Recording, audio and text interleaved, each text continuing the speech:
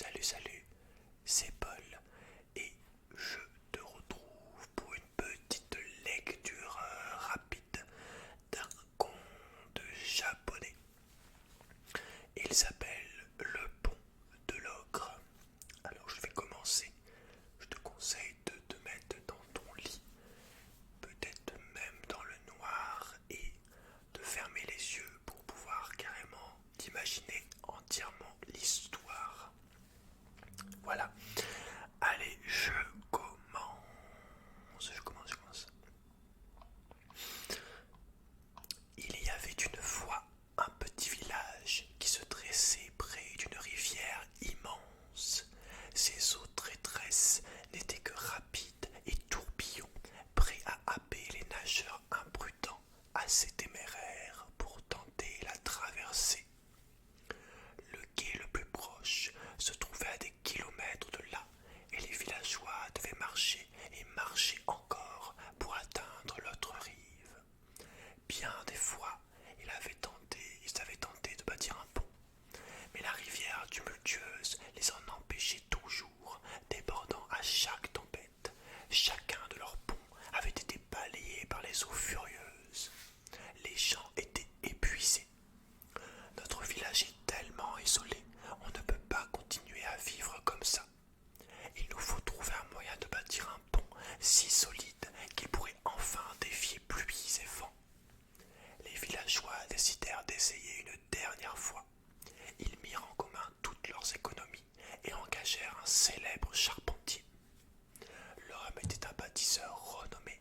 Il avait voyagé à travers toute la province. Pourtant, lorsqu'il découvrit la rivière enragée, il pâlit. Je n'ai jamais vu un courant aussi rapide. Comment vais-je bien pouvoir construire un pont assez inébranlable pour lui résister? Le charpentier s'assit sur la rive, perdu dans ses pensées. Soudain, oiseaux et insectes se turent. Les tourbillons de la rivière ralentirent leur course, et la surface de l'eau ondula alors qu'une forme sombre émergeait des profondeurs. Le cœur de l'homme s'arrêta. Devant lui se dressait à présent un ogre immense, la peau rouge, luisant sous le soleil, ses cornes noires et lisses pointant vers le ciel. Le monstre sourit, montrant de larges crocs d'ivoire. Eh bien, tu sembles troublé, petit homme. Tu es celui que les villageois ont engagé pour bâtir leur pont, n'est-ce pas? Le charpentier n'osait faire un geste et encore moins ouvrir la bouche. L'ogre plia son corps démesuré jusqu'à pouvoir regarder l'homme tremblotant dans les yeux. Son sourire plein de crocs s'élargit. Tu sais, je suis très fort. Je pourrais construire ce pont pour toi. N'aimerais-tu pas bénéficier d'un tel coup de main? L'homme bégaya. Si, bien sûr. L'ogre éclata d'un rire tonitruant et lui fit un clin d'œil. Alors, marché conclu, je vais bâtir ce pont, et toi, tu me donneras tes yeux en échange. Et avant que l'homme ait pu ajouter un mot, le monstre sembla fondre. En un instant, il avait de nouveau été englouti par les eaux. Le charpentier regagna un village en toute hâte.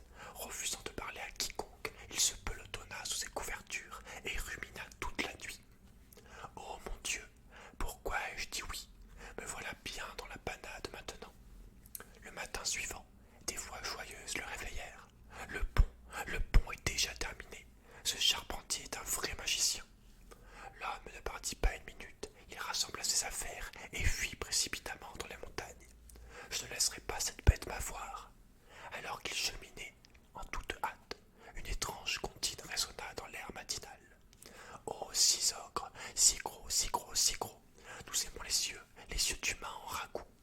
Quand mangerons-nous? Bientôt, bientôt, bientôt. Les petites voix aiguës ne laissaient aucun doute. Ces enfants qui chantent, c'est bien ma veine. La famille de l'ogre doit habiter ces montagnes. Je suis en grand danger, même ici. Paniqué, le charpentier détala, courant à l'aveuglette dans les bois. Mais il ne put aller bien loin. Une main gigantesque saisit le col de son kimono et le souleva haut dans les airs. Te voilà, et moi qui pensais que tu voulais m'échapper. En fait, tu cherchais ma maison, c'est ça. Quelle charmante attention. L'ogre avait toujours aux lèvres son terrible sourire carnassier. Le charpentier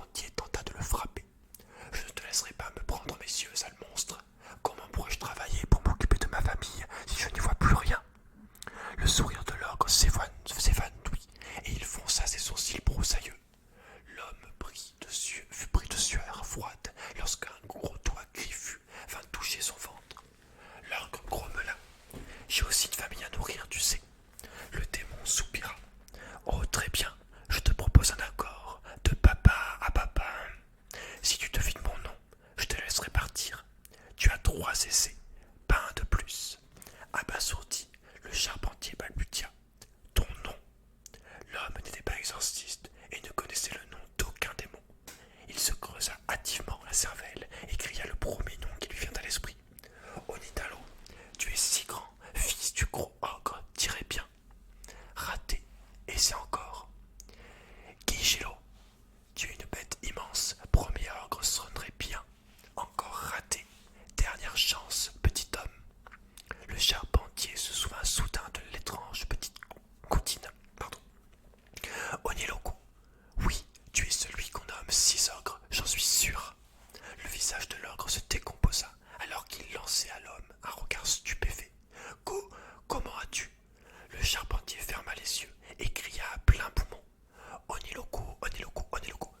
Et cela suffit.